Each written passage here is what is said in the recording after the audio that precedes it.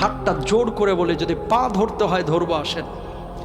জীবনে বিশেষ করে 2টা পাপ আমরা কেউ করব না, ইনশাল্লাহ বলেন। আপনাদেরকে খুব কষ্ট হচ্ছে? 2টা পাপ জীবনে করবেন না, সবাইকে অঙ্গীকার করতে হবে আজকে। কয়টা? শুনেন, আপনি এক ওয়াক্ত নামাজ পড়েন নাই, আল্লাহ চাইলে মাফ করে দিবে। ভুলে জেনা করে ফেলেছেন, আল্লাহ চাইলে মাফ করে দিবে। ভুলে একজনকে গালি দিয়ে ফেলেছেন, আল্লাহ চাইলে মাফ করে দিবে। ভুলে ফজরের নামাজে জাগতে পারেন নাই বা ইচ্ছে করে জাগেন না, একদিন আল্লাহ চাইলে মাফ করে দিবে। রোজা একটা করেন না, আল্লাহ চাইলে মাফ করে দিবে। 2টা গুনাহ এমন আছে যেটা আল্লাহ কখনো মাফ করবে না। কয়টা?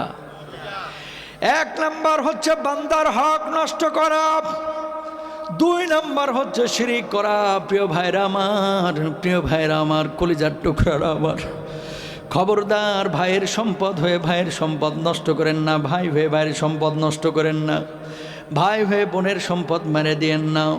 আরেকজনের হক নষ্ট করে আরেকজনের জমি